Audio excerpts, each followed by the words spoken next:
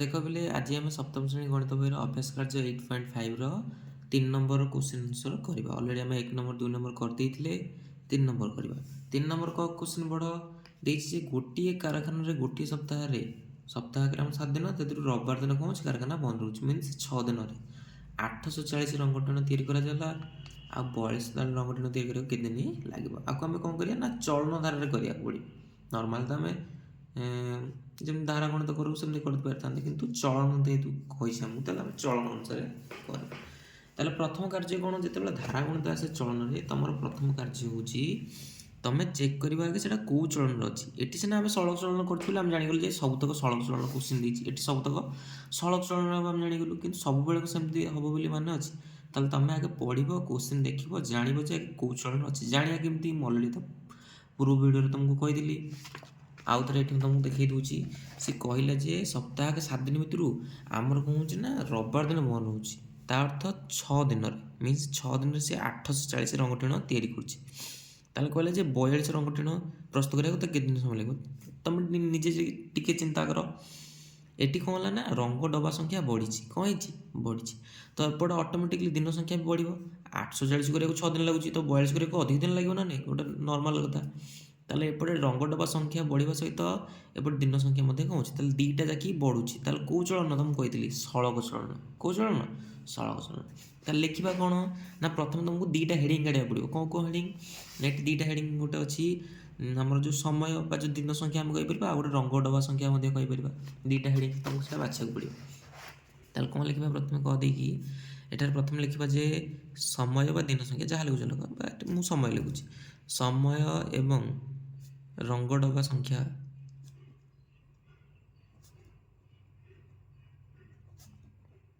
ମଧ୍ୟରେ କେଉଁ ଚଳନ ଅଛି? ନା ସଳକ ଚଳନ ରହିଛି। ଠିକ୍ ଅଛି। ଏତକ କାମ କଲା ପରେ ନେକ୍ସଟ ଷ୍ଟେପ୍ ହେଉଛି ତୁମର ବକ୍ସ କରିଦେବା।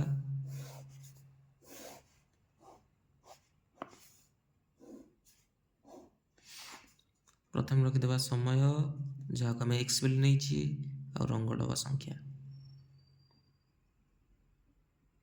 ଯାହାକୁ ଆମେ ୱାଇ ନେଲେ। ତାହେଲେ x1 x2 y1 y2। ପ୍ରଥମେ ଦେଖ ସମୟ କେତେ ଥିଲା? 6 ଥିଲା। ତାହେଲେ 6 ଦିନରେ ଆମର କେତେ ରଙ୍ଗ ଡବା କରୁଥିଲା ନା 840। ତାହେଲେ 42 ରଙ୍ଗ ଡବା ପ୍ରସ୍ତୁତ କରିବା ପାଇଁ କେତେ ଦିନ ସମୟ ଲାଗିବ? ଠିକ୍ ଅଛି।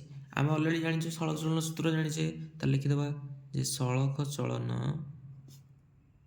ସୂତ୍ରାନୁସାରେ ତୁମକୁ କହିଥିଲି ଡାଇରେକ୍ଟ ଏଇଟା ବ୍ୟକ୍ତ ଏଇଟା ସମାନ ଏଇଟା ବ୍ୟକ୍ତ ଏଇଟା ନେଇକି ଗୁଣ ଦେଇପାରିବ, ନହେଲେ ତ ଡାଇରେକ୍ଟ ବି ଫର୍ମୁଲା ବି ପକାଇ ପାରିବ। ମୁଁ ପ୍ରିଭିୟସ୍ ଫର୍ମୁଲା ପକାଉଛି, ଆମେ ଯେମିତି କରିଥିଲେ ପୂର୍ବରୁ। x1/y1 ସମାନ x2/y2 ଲେଖିଦେବା, ଆକୁ ଗୁଣିଦେବା। ତାହେଲେ x1 y2 ସମାନ x2 y1। ତୁମେ ଏଇଟା ପକାଇଲେ ଚଳିବ, ନହେଲେ ଡାଇରେକ୍ଟ ବି ଏଇଟା ପକାଇକି କାମ କରିପାରିଲେ ଚଳିବ। ଏଠି ତ 4ଟା ବକ୍ସ ଅଛି ବୋଲି ଆରାମସେ ହେଉଛି, ତାହେଲେ 6ଟା ବକ୍ସ ଆସିବ। ଠିକ୍ ଅଛି। ସେତେବେଳେ ଏମିତି କଲେ ଆମକୁ ଟିକେ ଭଲ ଲାଗିବ, ମାନେ ସୁବିଧା ହେବ ଆମକୁ।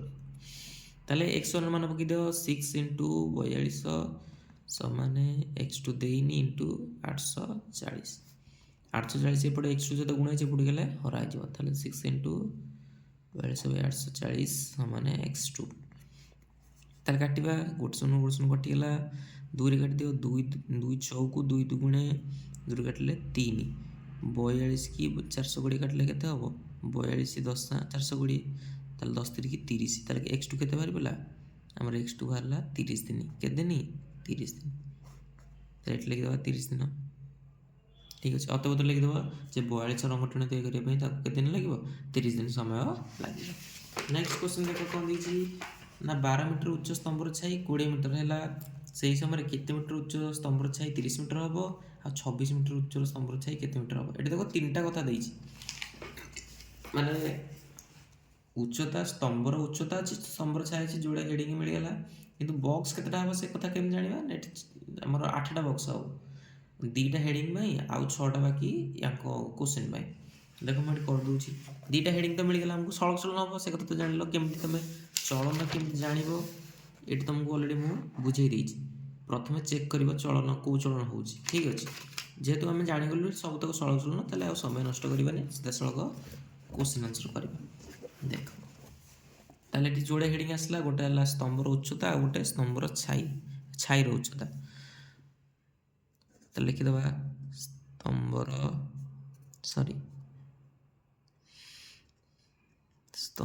ଉଚ୍ଚତା ଓ ସ୍ତମ୍ଭର ଛାଇର ଉଚ୍ଚତା ମଧ୍ୟରେ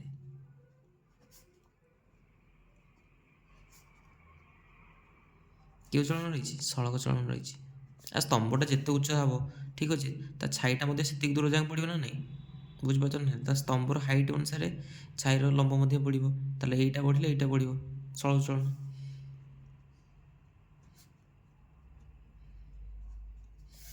ନେକ୍ସଟ ହେଉଛି ବକ୍ସ।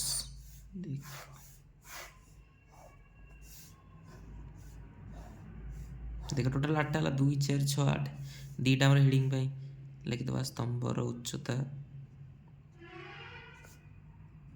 ସ୍ତମ୍ଭର ଛାଇର ଉଚ୍ଚତା। ଏଟାକୁ x ନେଇଯାଅ, ଏଟାକୁ y, x1 x2 x3 y1 y2 y3। ଦେଖ ପ୍ରଥମେ ଏଠି କ୍ୱେଶ୍ଚିନ୍ ଦେଖ, ପ୍ରଥମେ କହିଲା ଯେ 12 ମିଟର ଉଚ୍ଚ ସ୍ତମ୍ଭର ଛାଇର କେତେ ଲମ୍ବ କେତେ ହେଉଛି ନା 20 ମିଟର ହେଉଛି। ତାହେଲେ ଲେଖିଦେବା ଏଠି ଥିଲା 12 ମିଟର, ୟାର ଛାଇର ଥିଲା କେତେ ନା 20 ମିଟର। ତାହେଲେ ସେହି ସମୟରେ କେତେ ଉଚ୍ଚ ସ୍ତମ୍ଭର ଛାଇ 30 ମିଟର ହେବ। ତାପରେ କହିଥିଲା 26 ମିଟର ଉଚ୍ଚ ସ୍ତମ୍ଭର, 26 ମିଟର ଉଚ୍ଚ ସ୍ତମ୍ଭର ଛାଇ କେତେ ଆମର ମିଟର ହେବ। ତାହେଲେ ବୁଝିପାରିଲ, ଏବେ କ୍ୱେଶ୍ଚିନ୍ କ୍ଲିୟର ହେଇଗଲା, ବକ୍ସ କ୍ଲିୟର ହେଇଗଲା। ନେକ୍ସଟ ତମ ଦାୟିତ୍ୱ, ପ୍ରଥମେ ଆମେ ଏ ବକ୍ସ କଥା ବୁଝିବା, ତାପରେ କାଟି ସାରିଲା ପରେ ଏ ବକ୍ସ କଥା ବୁଝିବା। ତାହେଲେ ପ୍ରଥମଟା କାଟ, ସଳକ ଚଳନ ସୂତ୍ର ଅନୁସାରେ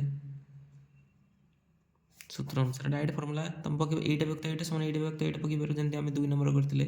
ମୁଁ ଏଠି ଡାଇରେକ୍ଟ ଫର୍ମୁଲା ପକାଉଛି, x1 y2 ସମାନ x2 y1। ତାହେଲେ 12 ଗୁଣନ 30 ସମାନ x2 ଗୁଣନ 20। x2 ସହିତ 20 ଗୁଣା ହେଇଛି, ଏପଟେ ଗଲେ ହରା ହେଇଗଲା। କୋଶ୍ଚିନ୍ କଟିଗଲା। 2 × 12 36 18। ତାହେଲେ x2 କେତେ ବାହାରିଲା 18। ତାହେଲେ ଲେଖିଦେବା ଏଠି, ଏଇଟା ହେଉଛି ଆମର 18 ମିଟର।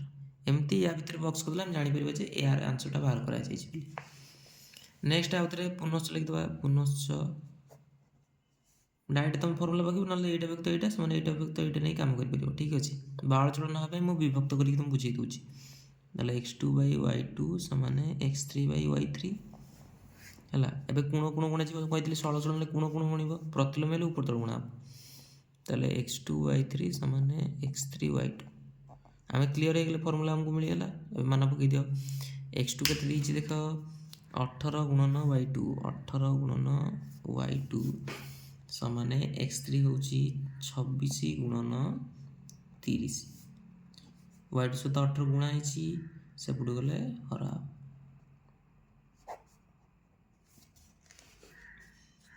ଏବେ କାଟ, 2 କୁ ପୁଣି କାଟିବା, 2 ନୂଆ 2 କାଟିଲେ 13 × 2 = 26 ହେଉଛି। ଏବେ 3 କାଟିଲେ 3 × 10 3 ତିରିକି। ଠିକ୍ ଅଛି, ଆମର କେତେ ହେଲା ବର୍ତ୍ତମାନ 13 × 10 130/3। କିନ୍ତୁ କଟିବନି, ଦଶମିକରେ ବାହାରିବ ଆଉ।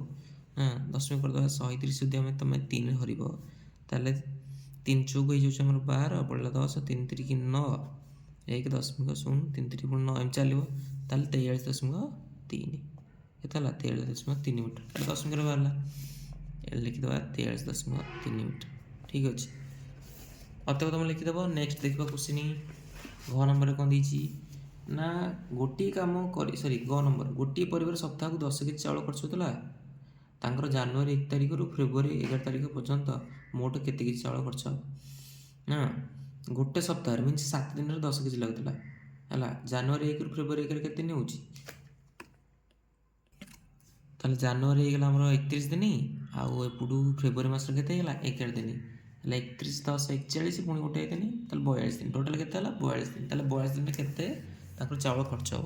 ତାହେଲେ ଦୁଇଟା ଜିନିଷ ଆସିଲା। ପ୍ରଥମ କହିଲା ଦେଖୁନ 7 ଦିନରେ ତାଙ୍କର ଖର୍ଚ୍ଚ ହେଉଛି କେତେ ନା 10 କେଜି। ତାହେଲେ ସେ କହିଲା ଯେ 42 ଦିନରେ କେତେ କେଜି ଖର୍ଚ୍ଚ ହେବ। ଅବଭିୟସ୍ଲି ଏଠି ଦିନ ସଂଖ୍ୟା ବଢ଼ିଲା ମିନ୍ସ ଏଠି ଚାଉଳ ସଂଖ୍ୟା ମଧ୍ୟ ବଢ଼ିବ, ଦୁଇଟା ଯାକି ବଢ଼ୁଛି। ତାହେଲେ ସଳକ ଚଳନ।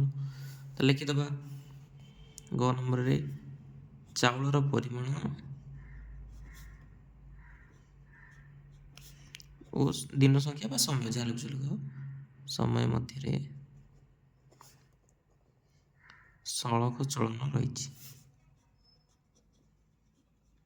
ठीक अच्छे नेक्स्ट कम हो बॉक्स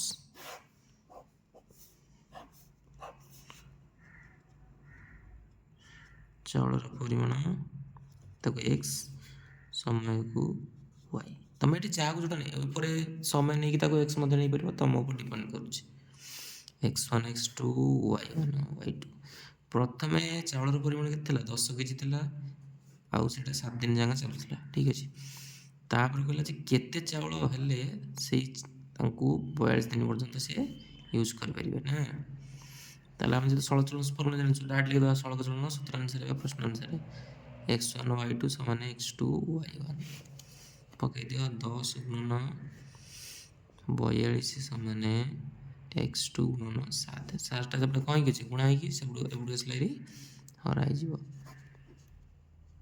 700 को 42 14 60 ताहले 60 केजी आम चाउल हेले ही से कौन करेंगे ना 42 दिन पर्यंत यूज करेंगे हाँ अत लिखिदेव नेक्स्ट देख क नंबर गोटे कम करने 2 बस्ता सिमेंट और 12 बस्ता बाली मिसा जाए तेज से कम करने लगे 60 बस्ता बाली केते सिमेंट मिसा हो आ पुणी सेमती 23 बस्ता सिमेंट सह केते बस्ता बाली मिसाଯିव ताहले ये ख नंबर क्वेश्चन टाइप ठीक अच्छे ताहले दुईटा जिन आसला गोटे सिमेंट बस्ता संख्या आ गोटे बाली बस्ता ना सिमेंट बस्ता संख्या और बाली बस्ता संख्या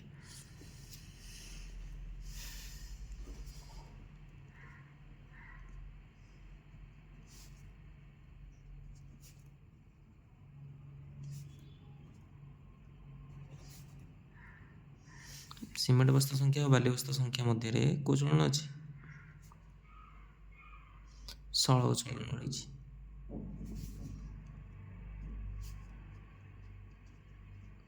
ठीक अच्छे नेक्स्ट काम हो बॉक्स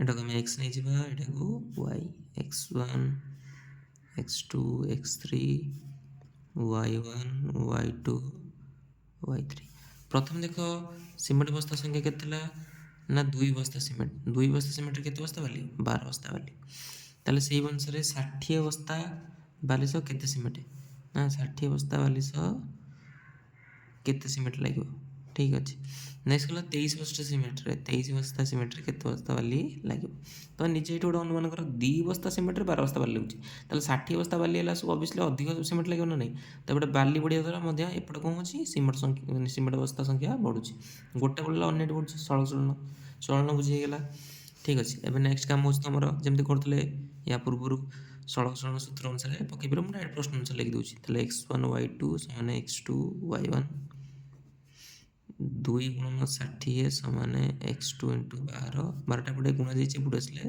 हर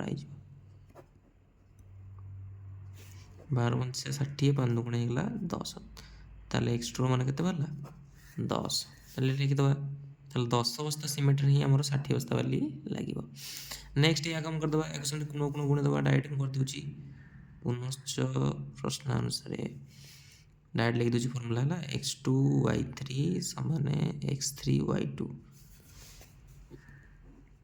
10 गुणन वाई थ्री समान 23 गुणन 60 10टा पटे गुणा सेपटे गले हरा हम 23 गुणन 60 विभक्त आम होगा 10 10 सौ को मुझे डायरेक्ट काटिदेली 60 23 सौ को आम होगा के 138 ठीक अच्छे तार लिखिदेवा वाई थ्री मान के ना 138 ठीक अच्छे अतुबद लिखिदेव नेक्स्ट क्वेश्चन देख गोटे विद्यालय षष्ठ श्रेणी पढ़ुवा 30 जन छात्र मान पोशाक कपड़ा किणवा खर्च हो 2100 टका ना सप्तम श्रेणी पढ़ुवा 22 जन छात्र लगी पोशाक किणवा के आम के दाम कपड़ा किणवा आवश्यक पड़ो बहुत सहज देखा कौन देखिए प्रथम अच्छी पिला संख्या आउ गोटे अच्छी पोशाक किणवा खर्च ना दुईटा जिन अच्छी दुईटा हेडिंग आसला से लिखिदेवा सड़क चलन अच्छी ଯେତେ ପିଲା ବଢ଼ିବେ ସେତେ ଆମର ପୋଷାକ କିଣିବା ପାଇଁ ଦାମଟା ବଢ଼ିବ ନା ନାହିଁ। ତାହେଲେ ଏଠି କ'ଣ ଅଛି ସଳଖ ଚଳନ ରହିଛି। ତାହେଲେ ଓ ନମ୍ବର ଲେଖିଦେବା ଯେ ପିଲା ସଂଖ୍ୟା ଓ ପୋଷାକ ଦାମ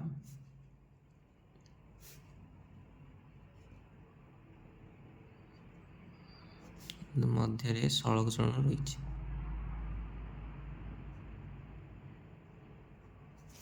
ନେକ୍ସଟ ହେଉଛି ଆମର ବକ୍ସ।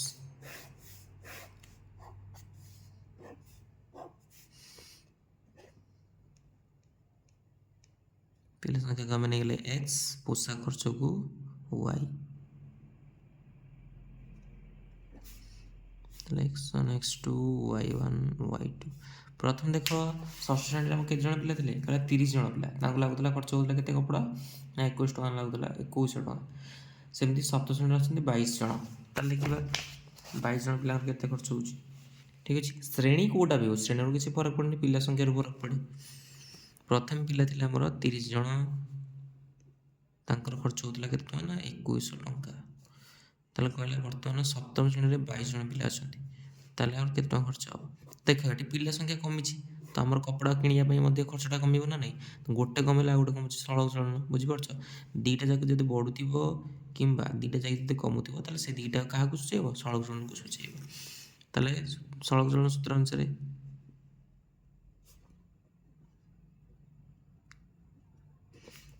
x1 y2 ସମାନେ x2 y1। 30 ଗୁଣନ y2 ସମାନେ 22 ଗୁଣନ 2100। y2 ସହିତ 30 ଗୁଣା ହେଇଛି, ସେପଟୁ ଗଲେ ହରା ହେବ। ତାହେଲେ 22 ଗୁଣନ 21 ବିଭକ୍ତ 30। ଗୋଟେ ଶୂନ କଟିଗଲା, 3 7 21, ଗୋଟେ ଶୂନ କାଟିଲେ ଗୋଟେ ଶୂନ ବସିଲା ନା। ତାହେଲେ କେତେ ବଢ଼ିଲା? ନା 22 ଗୁଣନ 70। ଠିକ୍ ଅଛି, ତାହେଲେ କେତେ ଖର୍ଚ୍ଚ ହେଲା? ନା 1540 ଟଙ୍କା। ଠିକ୍ ଅଛି, ଦେଖ ଏଠି ପଇସାଟା କମିଲା ନା ନାହିଁ? 1540 ଟଙ୍କା ହେଲା। ପିଲା ସଂଖ୍ୟା କମିଲା, ସେଥିପାଇଁ ପଇସା କପଡ଼ା କିଣିବା ପାଇଁ ପଇସାର ଦାମ ମଧ୍ୟ କମିବ। ଅତଃ ଲେଖିଦେବା ଅନୁଶୀଳନୀ ଶେଷ।